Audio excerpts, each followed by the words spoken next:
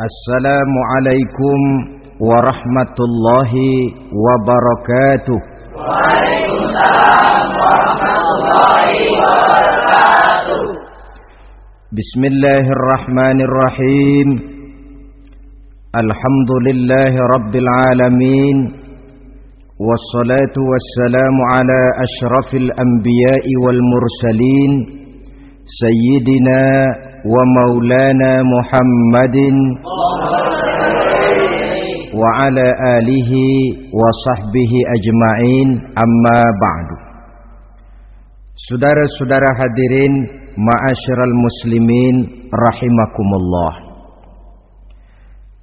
Salah satu dari rukun iman yang 6 mengajarkan kepada kita untuk beriman dengan adanya hari akhirat.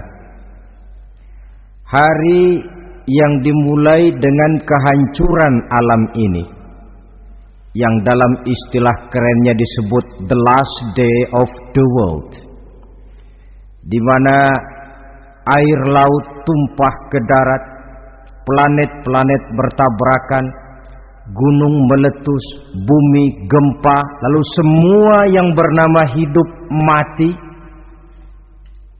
Terjadilah kebangkitan setelah mati itu dalam kehidupan yang disebut kehidupan akhirat.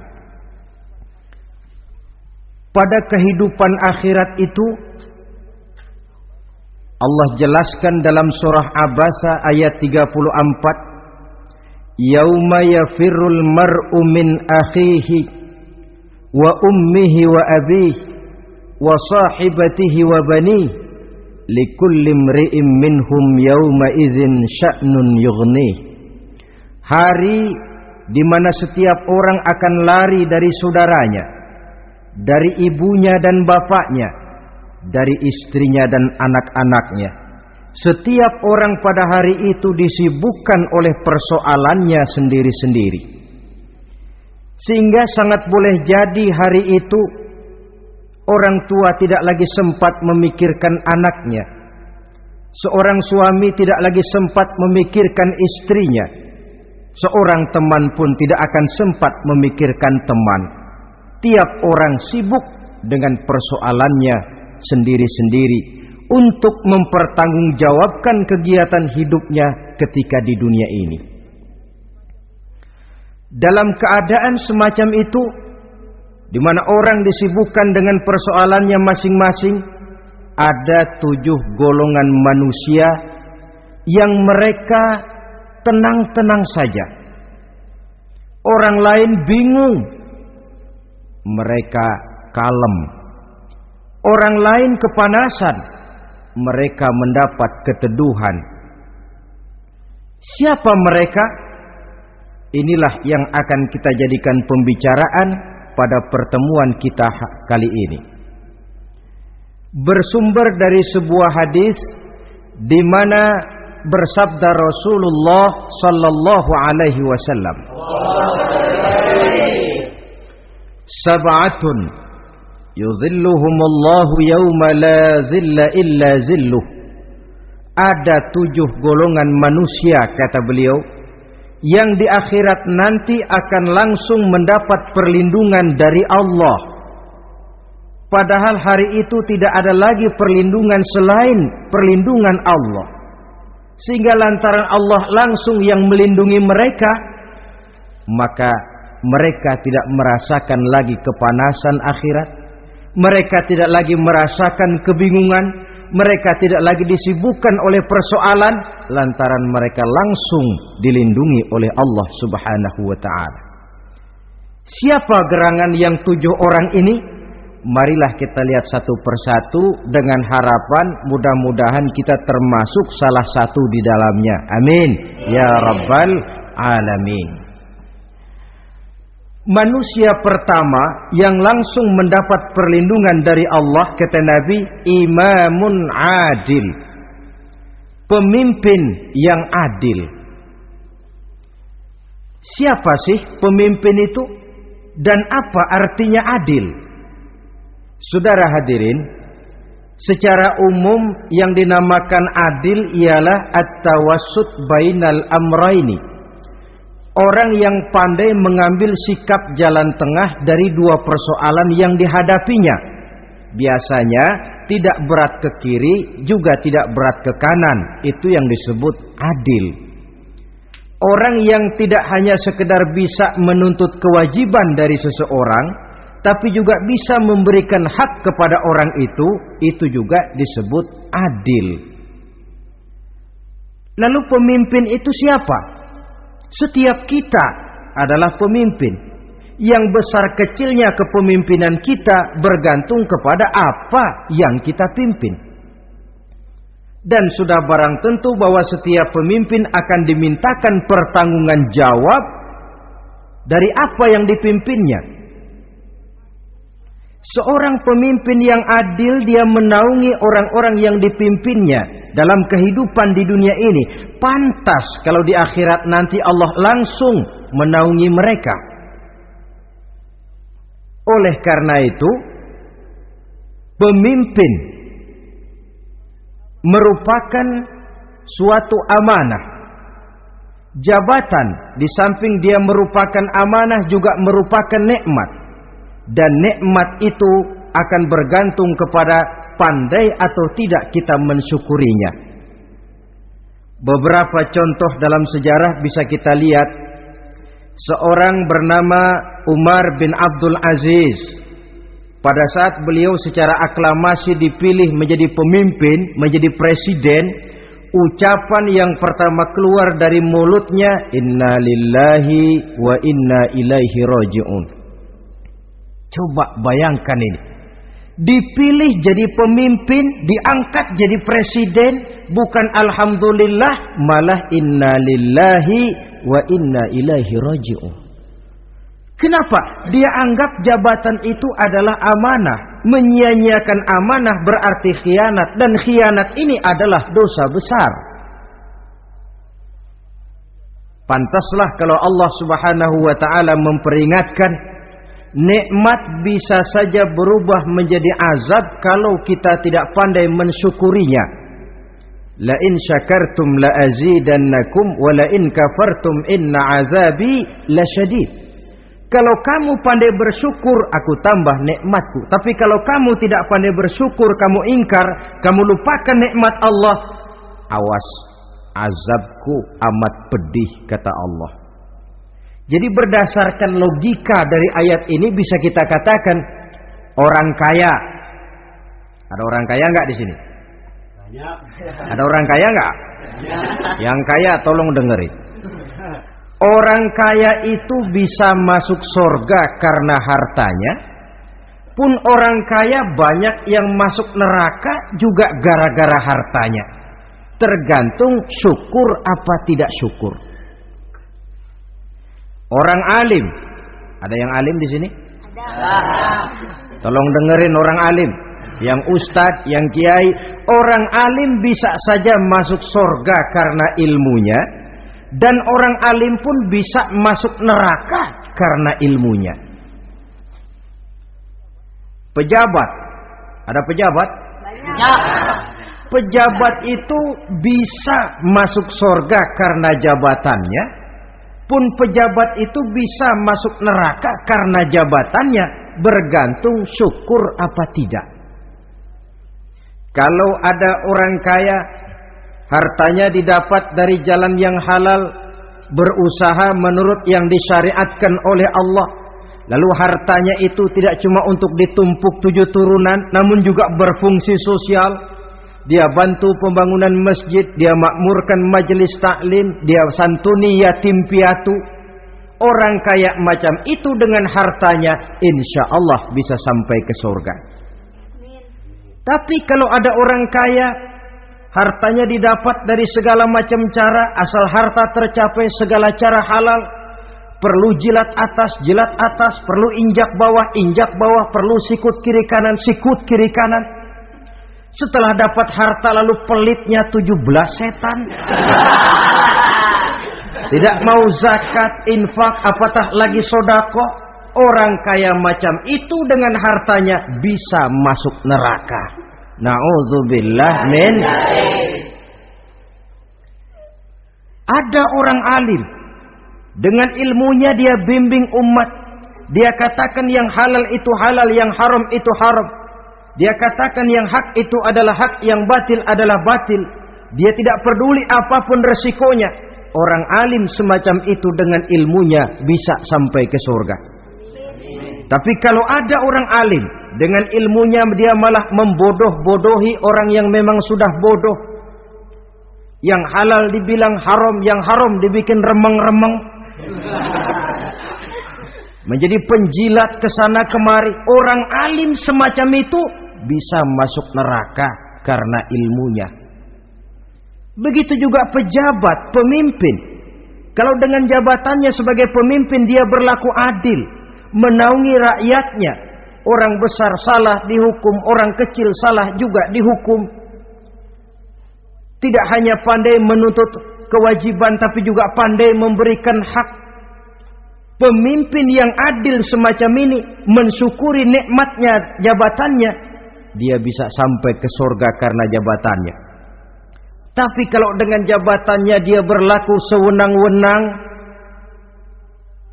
yang besar salah didiamkan, yang kecil salah segera ditegakkan hukum,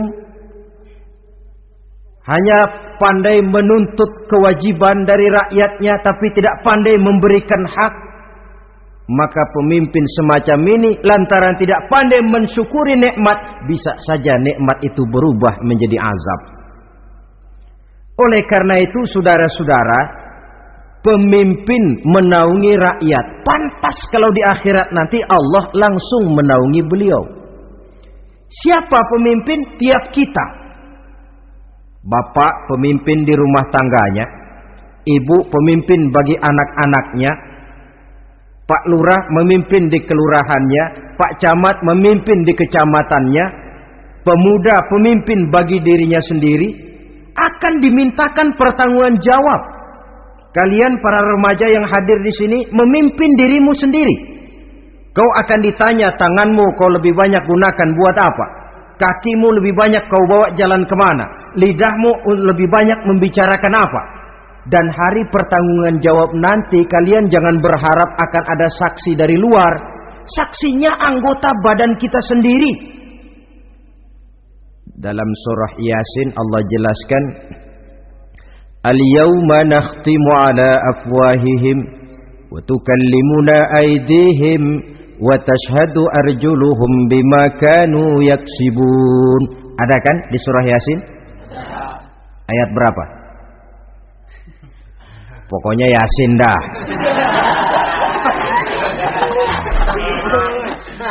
Daripada repot-repot, pokoknya Yasin gitu aja biar urusan lancar. Al-yawma nakhtimu ala afwahihim. Pada hari itu kami kunci mulut mereka. Jadi tidak pandai lagi mulut ini bicara. Wa tukallimuna aydihim, tangan-tangan mereka yang akan bicara kepada kami. Wa tashhadu arjuluhum, kaki mereka akan memberikan kesaksian bima kanu yaksibun, terhadap apa saja yang telah pernah mereka lakukan dalam kehidupan di dunia ini.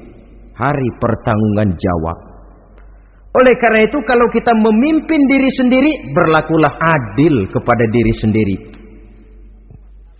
Nah, lalu masalahnya, memang kita mesti adil kepada siapa saja sih?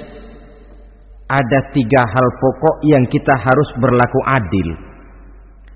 Pertama, adil kepada Allah. Yang kedua, adil kepada sesama makhluk. Dan yang ketiga, adil kepada diri sendiri. Adil kepada Allah artinya apa? Mendahulukan hak Allah daripada kepentingan pribadi. Kalau sudah datang waktu sholat asar misalnya, walaupun sedang enaknya latihan voli, berhentilah dulu sebentar. Sholat kita adil kepada Allah. Adil kenapa? Dalam contohnya dengan sholat misalnya. Sholat itu kan sehari semalam 5 waktu yang wajib. Betul apa betul? Betul. 5 waktu. Lah sholat itu, kalau sholat bagus, taruhlah 7 menit. Kalau sholatnya itu kilat, 4 menit. Ada lagi yang kilat khusus, nggak pakai perangko, 2 menit barangkali selesai. Taruhlah 5 menit kita ambil yang bagus. Kalau 5 waktu kali 5 menit kan cuma 25 menit. Sementara Allah memberikan kita hidup ini 24 jam sehari semalam. Cuma 25 menit diminta untuk ibadah kepadanya. Tidak sanggupkah kita berlaku adil? 25 menit ini untuk menghadapmu ya Allah. Sementara engkau telah memberikan restannya 23 jam 35 menit untuk hidup dalam sehari semalam. Mendahulukan hak Allah daripada kepentingan pribadi. Adil kepada Allah. Adil kepada yang kedua, adil kepada sesama makhluk. Adil kepada manusia, adil kepada binatang, adil kepada alam. Yang kalau prinsip keadilan itu kita langgar akan membawa efek bagi diri kita juga. Manusia sekarang kan tidak adil kepada alam. Misalnya apa? Hutan ditebangi secara liar. Gunung-gunung menjadi gundul. Akibatnya ketika turun hujan terjadi erosi, banjir melanda kemana-mana, tanah longsor terjadi. Akibatnya terkena manusia juga kalau mereka sudah tidak menjaga keseimbangan alam ini. Adil kepada orang lain, apakah itu namanya tetangga, teman, keluarga. Dan yang ketiga, adil kepada diri sendiri. Bagaimana pengertiannya? Mata ini punya hak untuk tidur. Begadang terus tiap malam, tidak adil kepada mata. Nah, ini yang ketawanya paling kencang pasti tukang begadang ini.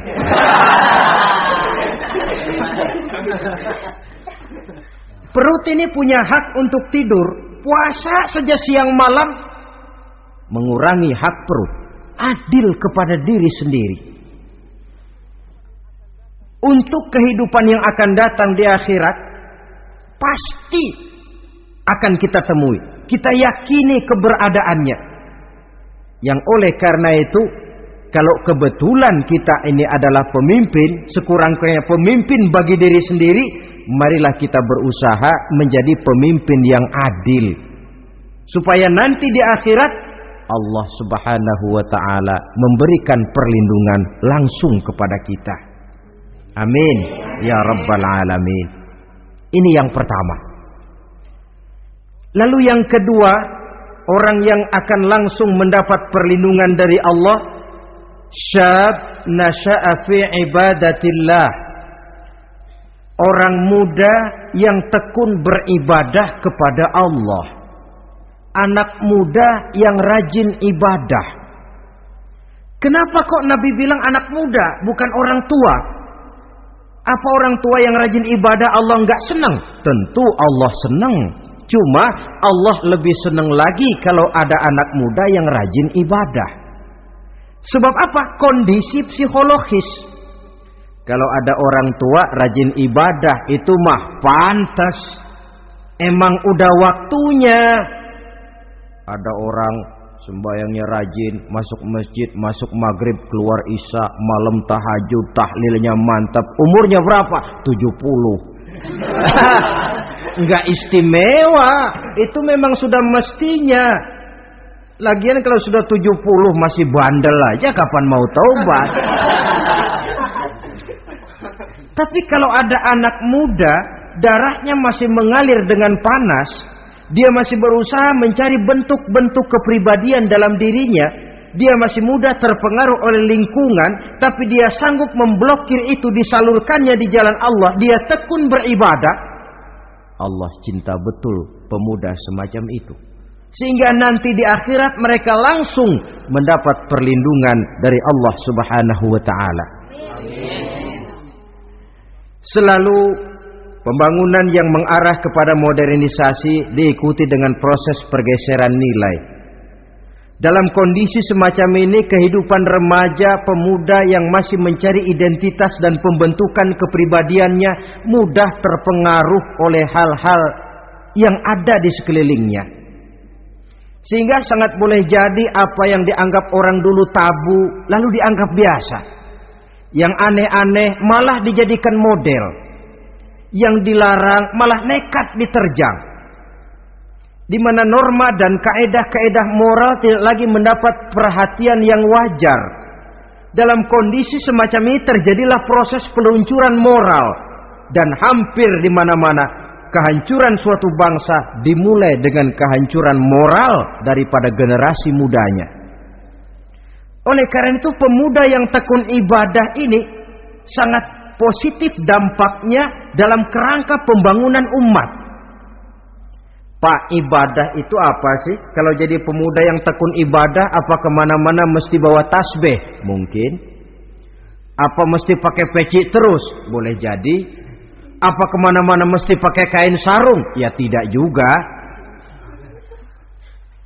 Ibadah kan artiannya luas. Segala perbuatan yang diperintah dan karenanya bertujuan mencapai ridho Allah, itu bernama ibadah. Kalian remaja berangkat menuntut ilmu, pergi pagi pulang siang, membekali diri menuntut ilmu, itu ibadah. Kalian pulang ke rumah, ibu bapak memerintah taat kepada orang tua, ibadah. Membersihkan lingkungan, ibadah.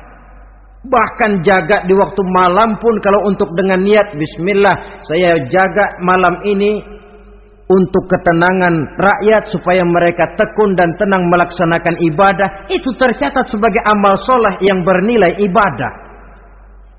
Jadi tidak cuma sekedar sujud, tidak cuma sekedar baca Quran, seluruh aspek kehidupan manusia yang diperintah Allah dan yang bertujuan mencari ridho Allah itu bernilai ibadah.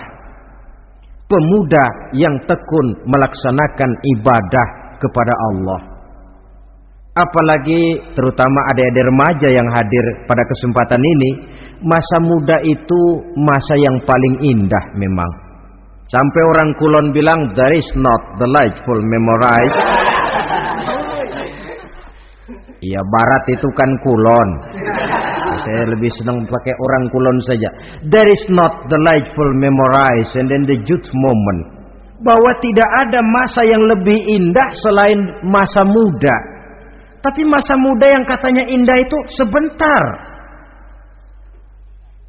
Sebentar sekali. Kalau kita tidak pandai memanfaatkannya dengan sebaik-baiknya, boleh jadi dia akan hilang tanpa sesuatu yang ada artinya buat hari depan. Dan hari depan itu sebagian besar ditentukan oleh masa muda sekarang ini. Karena itu kepada yang muda saya berpesan, pergunakanlah masa muda itu dalam ketekunan beribadah kepada Allah. Ibadah dalam artian yang seluas-luasnya. Jangan seperti pepatah orang itu. Kelapa muda katanya kupas-kupasin, kelapa tua tinggal batoknya. Selagi muda puas-puasin, udah tua tinggal bongkoknya.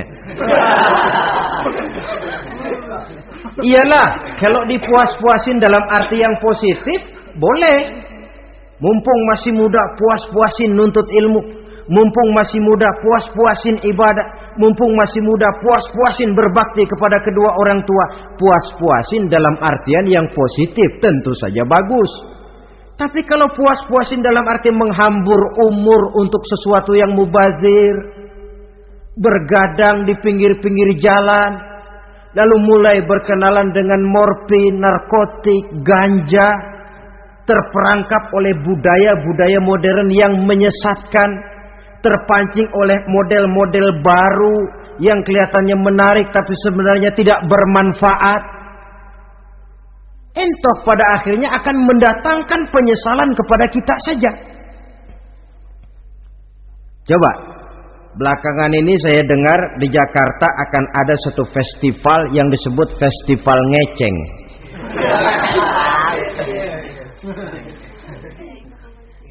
Ngeceng ini kalau bahasa gampangnya nampang.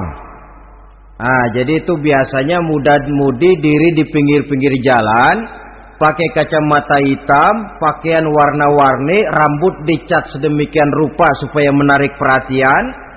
Mereka diri di pinggir-pinggir jalan, nampang, istilah ngepopnya ngeceng katanya.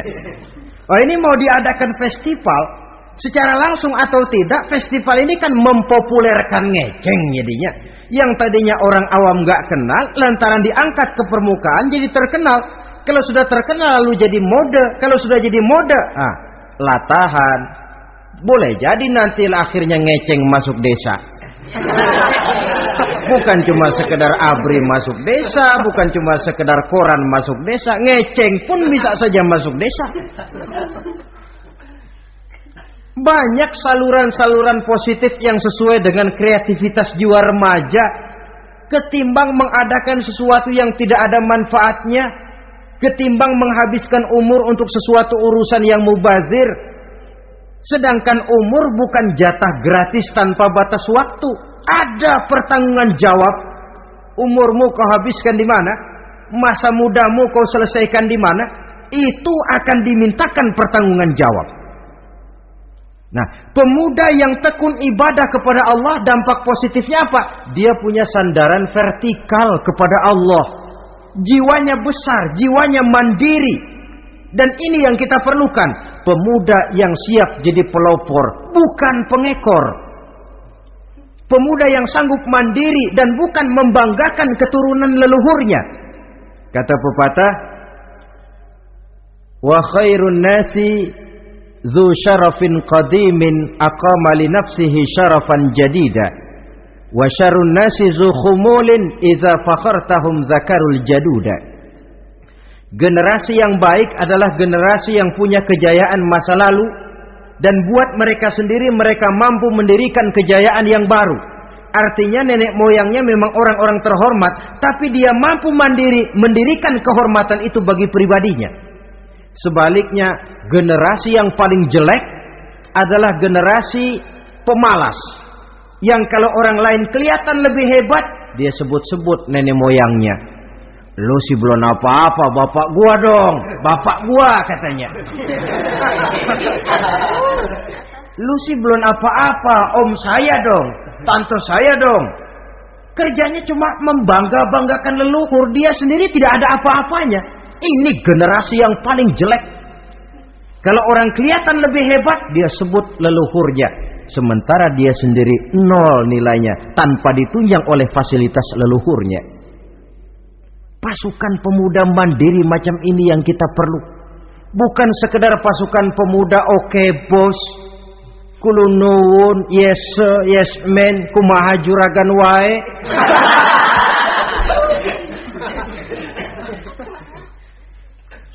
Dan terus terang kita miskin dengan pemuda yang mandiri, yang punya kepribadian, yang berani berkata ya terhadap yang benar dan berani berkata tidak terhadap yang tidak benar. Dari mana ini didapat? Sandaran vertikal dalam bentuk ibadah kepada Allah akan memantapkan jiwa, membersihkan hati, sehingga dia akan berfungsi seperti radar. Sandaran vertikalnya cuma kepada Allah. Inilah dampak positifnya. Karena itu tentu saja kita berharap sekurang-kurangnya pemuda-pemudi yang hadir pada kesempatan ini menjadilah pemuda-pemudi yang tekun beribadah kepada Allah. Amin. Amin. Nah, baiklah ya. Itu tadi yang kedua. Kita lanjutkan sekarang yang ketiga. Orang yang akan langsung mendapat perlindungan dari Allah. Kata Nabi, rajulun qalbuhu mu'allakun bil masjidi. Seseorang yang hatinya selalu terpaut kepada masjid. Apa arti terpaut kepada masjid ini? Apa orang yang gak pernah keluar-keluar dari masjid? Tentu saja bukan. Apa gunanya di dalam masjid terus kalau kerjanya cuma tidur doang? Maksud terpaut kepada masjid ini, hatinya selalu berpikir bagaimana memakmurkan masjid. Jasadnya boleh saja ada di kantor, boleh saja ada di pasar, boleh ada di sawah, boleh ada di ladang. Tetapi hasil daripada usahanya dia lalu berpikir bagaimana memakmurkan masjid. Sebab apa? Masjid merupakan center of activity, pusat daripada kegiatan umat. Kalau kita lihat fungsi masjid di zaman Rasul, Di masjid beliau berdakwah, di masjid beliau mengatur negara, di masjid beliau mengadakan perundingan, di masjid beliau bermusyawarah dengan para sahabat. Pusat daripada kegiatan umat. Dan memakmurkan masjid ini dasarnya tidak lain karena iman kepada Allah. Prinsipnya bagaimana kita menghidupkan masjid dan bukan mencari hidup di masjid. Kalau sudah prinsipnya dibalik, bukan menghidupkan masjid tetapi mencari hidup di masjid, saya khawatir masjid akan ambruk. Nyatanya kadang-kadang masjid kita ini fungsinya belum maksimal. Kadang-kadang ada kok masjid yang bukanya cuma seminggu sekali. Jumat pagi jam 9 masjid buka, Jumat jam 2 tutup, buka-buka lagi Jumat depan. Seminggu sekali. Kelemahan lainnya manajemen masjid, terus terang sajalah kita bicara. Kadang-kadang pengelolaannya ketua masjid bapaknya, khatib mantunya, sekretaris ponakannya, imam Bilal cucunya. Gak ada orang lainnya. Ya kalau bagus kepengurusannya tidak apalah. Tapi kadang-kadang kelemahannya ialah bagaimana menciptakan manajemen masjid yang baik sehingga masjid bisa berfungsi sebagaimana fungsinya di zaman Rasulullah sallallahu alaihi wasallam. Apalagi belakangan ini ada kecenderungan yang membuat kita optimis, gembira. Remaja, pemuda-pemudi mulai gemar datang ke masjid. Berkumpul membentuk remaja masjid, remaja musola, mengadakan kegiatan majelis taklim yang mingguan, yang bulanan, aksi sosial, yang semuanya bermuara dari kehidupan masjid. Sesuatu yang menggembirakan. Dan sudah sepatutnya para pengelola masjid membuka pintu untuk bisa mengatur masjid menurut manajemen yang diharapkan oleh umat. Karena bagaimanapun di masjid dua jalur komunikasi, bahasa kerennya two-way traffic communication, itu bisa kita laksanakan. Yaitu hablum minallah wa hablum minan nas. Berhubungan kepada Allah dan berhubungan kepada sesama manusia bisa terlaksana di masjid. Berhubungan dengan Allah jelas saja lewat sholat misalnya. Berhubungan dengan sesama manusia jelas saja lewat musyawarah, lewat majelis taklim, lewat kegiatan-kegiatan yang mensyiarkan agama. Dan begitu selanjutnya. Saudara hadirin yang saya hormati, memakmurkan masjid sebagai rumah Allah. Sebab dalam hadis kursi Allah katakan, inna buyuti fil ardi al masajid wa inna zuwari fiha ummaruha. Rumahku di permukaan bumi adalah masjid-masjid, kata Allah. Dan orang-orang yang memakmurkan masjid, orang yang datang ke masjid adalah tetamuku. Kalau Allah memerintahkan kita menghormati tamu, tentu Allah lebih tahu bagaimana menghormati tamunya sendiri. Allah mengajarkan kita, hormatilah tamumu. Sekarang kita yang menjadi tamunya Allah dengan datang ke masjid, dengan memakmurkan masjid, Allah lebih tahu menghormati tamunya. Ini yang ketiga. Yang keempat, hadirin, orang yang langsung mendapat perlindungan dari Allah itu rajulani tahabba fillahi ijtama'a alaihi wa tafarraqa alaihi. Dua orang yang menjalin persaudaraan, yang bertemu dan berpisah karena Allah, bersaudara karena Allah, bukan karena orang punya pangkat tinggi lalu kita temani, bukan karena orang kaya lalu kita dekati, tetapi karena Allah. Kau di jalan Allah, mari kau saudara saya. Kau keluar dari jalan Allah, maaf sajalah, bawalah dirimu sendiri, saya akan membawa diri saya. Lebih baik sendiri daripada berteman jahat. Berdua memang lebih baik daripada sendiri, tapi sendiri lebih baik daripada berteman jahat. Maksudnya apa ini? Sederhana. dalam benci, sederhana dalam cinta. Ukurannya Allah. Al-Quran mengisyaratkan, wa asa an tuhibbu syai'an wa huwa syarrul lakum, wa asa an takrahu syai'an wa huwa khairul lakum. Sangat boleh jadi, kata Allah, kamu menyenangi sesuatu padahal akibatnya tidak baik bagi kamu. Dan sangat boleh jadi kamu membenci sesuatu padahal akibatnya baik bagi kamu. Nah, mari kita lihat. Kalau orang bersaudara cuma karena temannya itu punya pangkat tinggi, saya yakin kalau temannya pensiun, persaudaraannya akan selesai sampai di situ. Kalau kita mencari teman cuma karena dia kaya, satu saat dia jatuh bangkrut, jatuh miskin, persaudaraan akan selesai sampai di situ. Tapi kalau karena Allah yang bisa memisahkan kita apabila orang sudah keluar dari jalur yang diridhoi oleh Allah Subhanahu wa taala. Oleh karena itu, kepada semua hadirin, mari menjalin persaudaraan dalam bentuk ideal yang diajarkan oleh Islam, nilai persaudaraan yang diikat oleh akidah. Kalaupun harus benci, bencilah sederhana, tidak habis-habisan ngebenci orang. Kalaupun harus cinta, cintalah sederhana. Boleh jadi yang hari ini kita benci bukan main, besok kita senangi. Mungkin yang hari ini kita cintai mati-matian, besok sudah berubah menjadi yang kita benci. Sederhana saja, tidak usah berlebih-lebihan.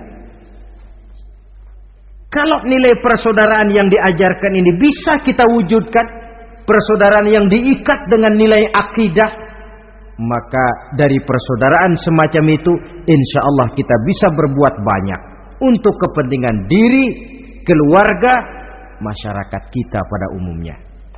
Ini kelompok yang keempat. Orang kelima yang nanti langsung mendapat perlindungan Allah, rajulun da'athum ra'atun zatu mansibin wa jamalin ila nafsiha faqala inni akhafullaha rabbal alamin. Seorang laki-laki, kata Nabi, yang dipanggil oleh perempuan cantik. Laki-laki normal dipanggil oleh perempuan cantik. Untuk apa? Diajak melakukan perbuatan yang negatif. Tidak ada orang yang tahu. Tempatnya sepi. Apa yang terjadi? Orang ini berkata, inni akhafullaha rabbal alamin.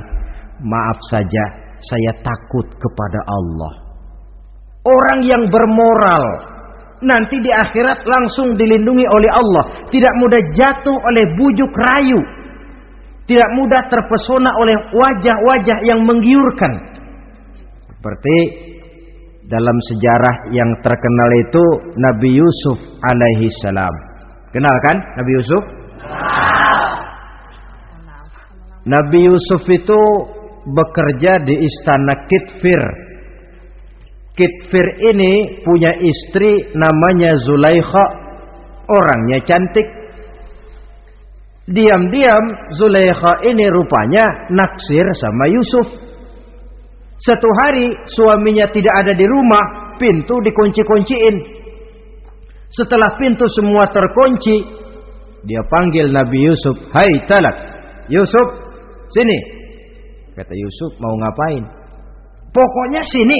"Iya, mau ngapain?" "Iya, kayak orang-orang, ngapain sih?"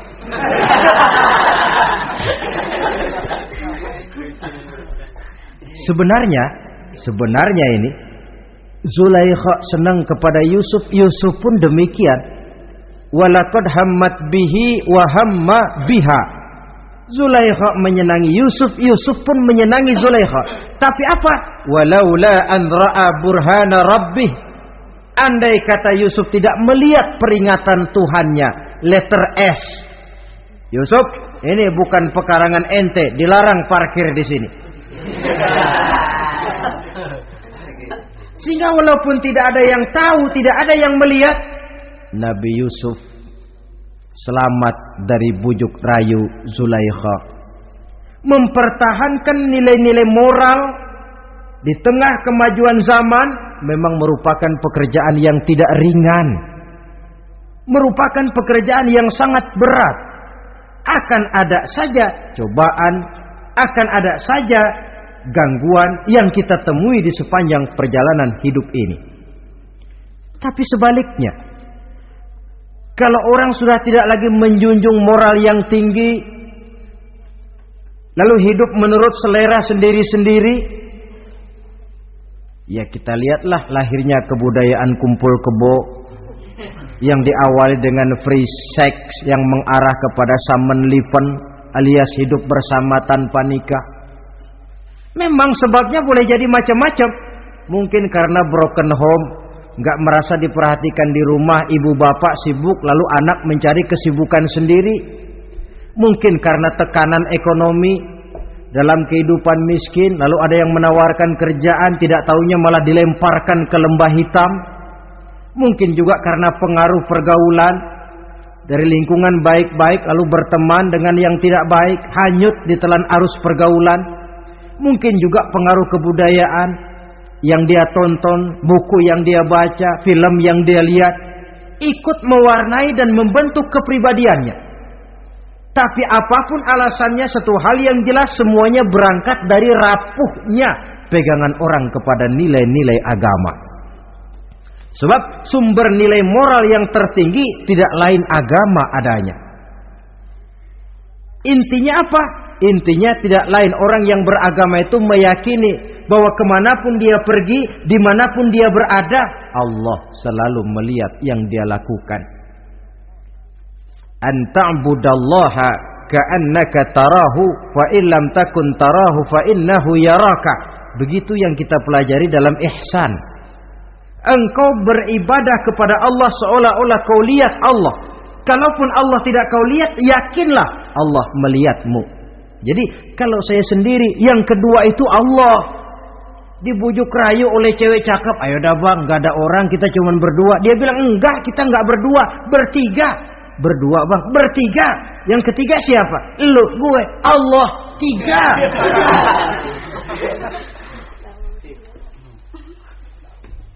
Di kantor mau korupsi, dia kasak kusuk, gerasak berusuk, cari apa yang seharusnya menjadi hak orang lain.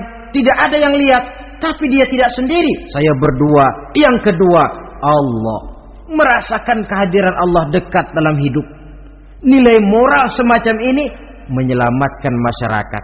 Pantas kalau orang semacam ini di akhirat nanti langsung mendapat perlindungan dari Allah Subhanahu wa ta'ala. Karena itu terutama adik-adik remaja yang hadir, sebenarnya yang paling mahal dalam hidupmu adalah harga dirimu. Kalau itu sudah terjual dan tergadai, apalagi yang bisa kau banggakan dalam hidup ini? Titel yang berenteng barangkali, harta yang banyak, mobil yang serba berkilat barangkali. Tidak akan banyak manfaatnya kalau sudah dimulai dengan kehancuran daripada harga diri. Tidak ada yang lebih mahal daripada harga diri. Jagalah itu baik-baik. Pelihara nilai-nilai moral. Makin pandai kau jaga diri, insya Allah makin mahal hargamu. Dalam pandangan manusia, lebih-lebih juga dalam pandangan Allah. Pantas kalau pepatah bilang, innamal umamul akhlaqu ma baqiyat, fa in zahabathum akhlaquhum zahabu. Suatu bangsa akan tegak kalau dia masih punya nilai moral. Bila hancur moral itu, hancur jugalah ketegakan daripada bangsa itu sendiri. Ini yang kelima. Yang keenam, masih dua lagi. Orang keenam yang nanti akan langsung mendapat perlindungan dari Allah, rajulun zakarallaha khalian fafadat ainahu. Seseorang yang mengingat Allah dalam kesunyian, lalu berlinang air matanya. Tengah malam dia bangun, bertahajud dia kepada Allah. Gemersik tikar tersentuh tangan, laksana lambaian tangan malaikat maut nak datang merenggut nyawa. Terbayang segala dosa dan kesalahan, tergambar semua kekeliruan yang dilakukan dalam hidup. Lalu air mata pun tanpa terasa berurai membasahi pipi. Orang yang mengingat Allah dalam kesunyian. Saudara, tidak ada orangnya itu yang tidak punya dosa. Coba saya mau tanya, yang kumpul di sini ada nggak orangnya yang nggak punya dosa? Tidak ada. Dan memang orang yang baik itu bukan orang yang tidak punya dosa, sebab tidak ada orang yang tidak punya dosa. Orang yang baik adalah orang yang apabila dia melakukan dosa, dia segera sadar, dijadikannya itu sebagai pelajaran untuk tidak diulanginya lagi pada masa yang akan datang. Dengan kata lain, mengingat Allah dalam kesunyian itu artinya bertaubat. Ini kan anak muda sekarang ini kalau diajak bicara taubat, taubat mah urusan 70 ke atas, Pak. Kita ini masih lama. Padahal masalah taubat bukan masalah tua. Masalah taubat adalah masalah dosa, dan masalah dosa adalah masalah manusia sejak dia akil balik sampai dengan kehidupannya yang sekarang. Sengaja atau tidak, besar atau kecil, ringan atau berat, tiap kita mesti mempunyai yang namanya dosa. Allah Maha penerima taubat sepanjang nafas belum sampai di kerongkongan. Jikalau nafas sudah sampai di tenggorokan, baru kita mau melaksanakan yang namanya taubat. Kasihlah itu.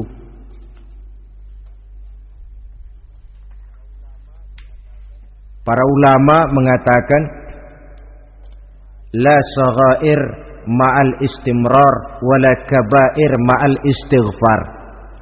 Tidak ada dosa kecil kalau ditumpuk terus, dan tidak ada dosa besar kalau diikuti dengan istighfar, permohonan ampun kepada Allah. Jadi jangan menganggap ini dosa kecil, ini dosa kecil, ditumpuk-tumpuk lah jadi gede juga. Tidak ada dosa yang kecil kalau dikerjakan terus-menerus, dan tidak ada dosa yang besar kalau diiringi dengan istighfar. Dalam kehidupan ini apabila dosa sudah bertumpuk, maksiat merajalela, munkarat menjadi jadi, Allah tidak akan segan-segan menurunkan azab. Azabnya itu bisa dalam bentuk bencana alam, banjir namanya, kebakaran merajalela namanya, gempa bumi namanya, bendungan pecah namanya, reaktor atom bocor namanya. Namanya boleh jadi macam-macam. Sebab apa? Al-Quran memberikan jaminan, wa ma kana Allahu liyu'adzibahum wa hum yastaghfirun. Allah tidak akan menurunkan azab selama di tengah masyarakat manusia masih banyak orang yang istighfar kepada Allah. Jadi hakikatnya kita ini berhutang jasa kepada orang yang rajin sujud, rajin mohon ampun kepada Allah. Lantaran mereka barangkali azab tidak diturunkan oleh Allah kalau melihat banyaknya sudah munkarat dan maksiat. Mengingat Allah dalam kesunyian, tengah malam, waktu yang mustajabah, terutama sepertiga malam yang akhir, situasinya lain. Gak percaya boleh coba lah, nyoba kan gak bayar. Coba kalian bangun tengah malam, tahajud, kalian akan menemukan satu suasana yang lain daripada misalnya kalau kalian sembahyang zuhur tengah hari panas terik di tengah banyak orang. Hati bergetar. Segala kekeliruan yang pernah kita kerjakan lalu terbayang, dan air mata tanpa terasa, tanpa diundang bahkan berurai membasahi pipi. Ya Allah, alangkah nikmatnya suasana macam itu, menciptakan perasaan dekat dengan Allah, terwujud kedamaian batin. Dan ini yang banyak dicari orang sekarang, yang kadang-kadang karena terlalu ingin mencari kedamaian lalu keliru jalan.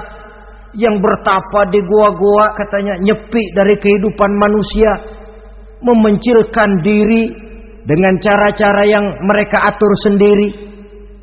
Tidak macam itu. Quran punya resep. Ala inna bidzikrillahi tatmainnul qulub. Ketahuilah, dengan banyak mengingat Allah, hati menjadi tenang, jiwa menjadi lapang, pikiran menjadi damai. Ini resep Islam untuk mencapai ketenangan jiwa. Mengingat Allah dalam kesunyian. Saudara hadirin yang saya hormati, ini aspek daripada ibadah.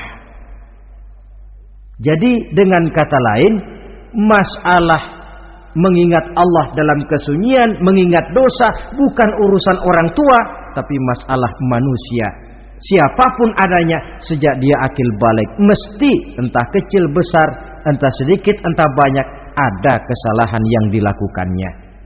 Karena itu, kalau kita masih diberikan kesempatan untuk hidup, artinya Allah masih memberikan kesempatan kepada kita untuk memperbaiki diri. Nanti kalau sudah sangkakala ditiup, alam hancur seperti yang saya jelaskan di awal tadi, sudah tidak sempat lagi, yang tinggal menyesal. Ada yang meratap lalu berkata, ya laitani kuntu turaba. Dalam Quran, aduh andai kata kita bisa balik jadi tanah aja dah dulunya, jangan jadi orang. Kalau dulu kita tetap jadi tanah mah nggak tanggung jawab apa-apa. Dijadiin orang sekarang mesti tanggung jawab. Bagaimana ini? Bingung. Ada yang berkata, ma aghna anni maliyah halka anni sultaniyah. Ternyata harta yang saya bangga-banggakan tidak bawa manfaat hari ini. Ternyata jabatan yang pernah saya duduki malah merusak saya hari ini. Tinggal lagi penyesalan karena kelalaian memanfaatkan waktu hidup dalam kehidupan di dunia ini. Karena itu pandai-pandailah membagi orientasi. Ada saatnya kita sibuk tenggelam dalam berbagai urusan dunia, lain saat tenggelam dalam kefanaan dan kesunyian, membekali diri untuk kehidupan akhirat nanti. Sebentar meninggalkan dunia, rekes kepada Allah, mi'raj, naik menghadap Allah, supaya terwujud keseimbangan untuk mencapai fid dunya hasanah wa fil akhirati, kebahagiaan dan kebaikan di dunia maupun di akhirat nanti. Inilah golongan yang keenam, orang yang langsung mendapat perlindungan Allah, yang mengingat Allah dalam kesunyian. Yang ketujuh, yang terakhir, orang yang langsung mendapat perlindungan dari Allah di akhirat nanti, rajulun tasaddaqa bi sadaqatin fa akhfaha hatta la ta'lama shimaluhu ma tunfiqu yaminuhu.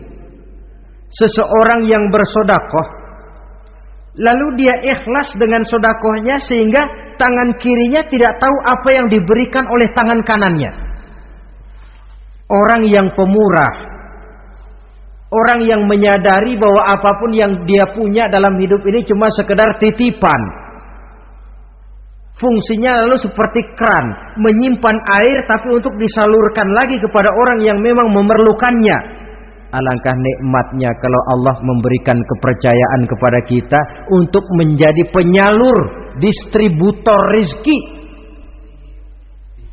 Kalau kita ingat kemari, berpikir ke sini, kita tidak akan sayang lagi. Enak saja yang peras keringat banting tulang cari rezeki saya, sampean datang-datang mau minta. Lah, mungkin rezeki dia tapi lewat tangan kita. Satu kehormatan dari Allah kalau kita dijadikan seperti keran, menyimpan air tapi tidak untuk dirinya sendiri, disalurkannya kepada orang-orang yang memang memerlukannya. Tidak ada orang jatuh bangkrut lantaran bersikap pemurah, dan tidak ada orang jadi kaya raya lantaran dia bakhil atau pelit bin kikir alias medit.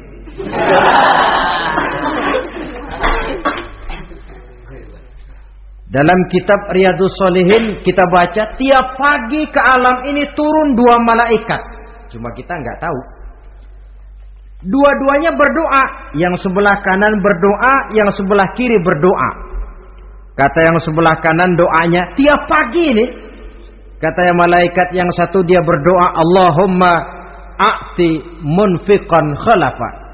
Ya Allah, kepada orang-orang yang suka infak, kepada orang-orang yang suka memberi, kepada orang-orang yang pemurah, gantilah mereka dengan yang lebih baik dari apa yang telah mereka berikan.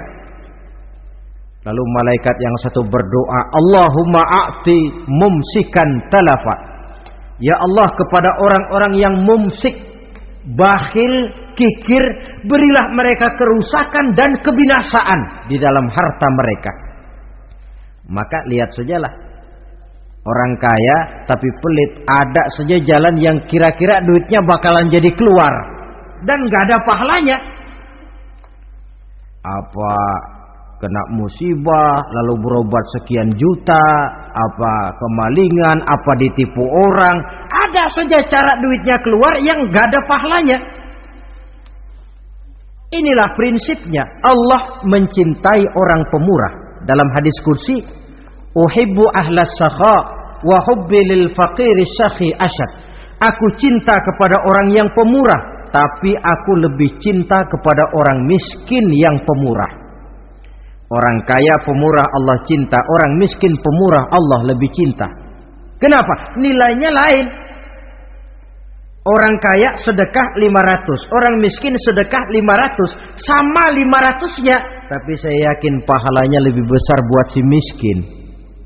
Kenapa? Buat orang kaya 500 apa artinya? Sekelebatan. Buat si miskin 500 dia mesti peras keringat banting tulang, tapi dia berani memberi seperti beraninya orang kaya. Nilai ini yang dilihat oleh Allah.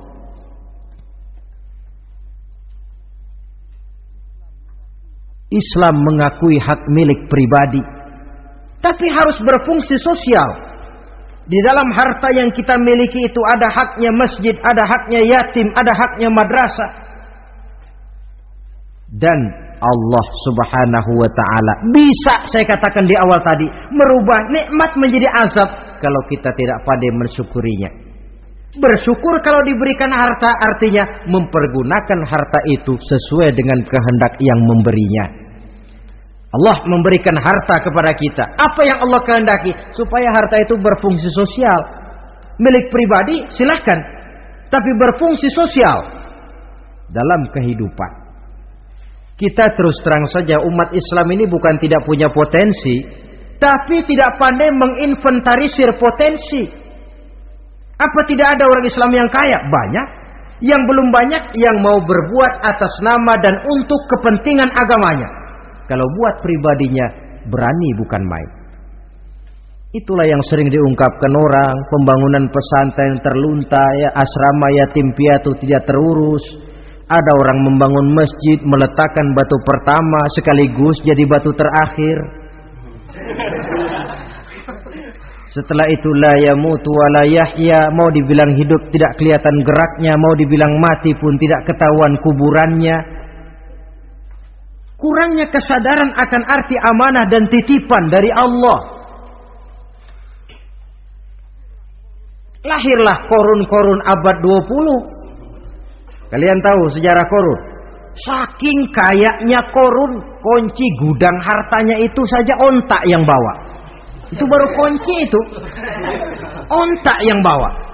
Ketika orang tanya, "Anna laka hadza ya Korun?" Hartamu begini banyak dari mana kau dapat Korun? Ya saya usaha, tidak ada hubungannya sama Tuhan katanya. Apa yang terjadi? Lantaran kekurang ajarannya melupakan nikmat, Korun dan seluruh harta bendanya ditenggelamkan Allah oleh gempa bumi. Makanya orang sekarang kalau dia macul ketemu harta, apa katanya? Gue dapat harta karun. Peninggalan si Korun itu barangkali dahulunya. Saudara-saudara, oleh karena itu, kalau kita oleh Allah diberikan amanah berupa harta, pandailah bersyukur dan jadilah orang yang ikhlas dalam bersedekah. Nah, inilah pertemuan kita pada kali ini. Walaupun singkat, mudah-mudahan sekali lagi kita termasuk salah satu di antara 7 golongan yang di akhirat nanti langsung mendapat perlindungan dari Allah. Terima kasih banyak atas segala perhatian. Mohon maaf atas segala kekurangan. Usikum wa nafsi bitaqwallah. Wassalamualaikum warahmatullahi wabarakatuh. Waalaikumsalam warahmatullahi wabarakatuh.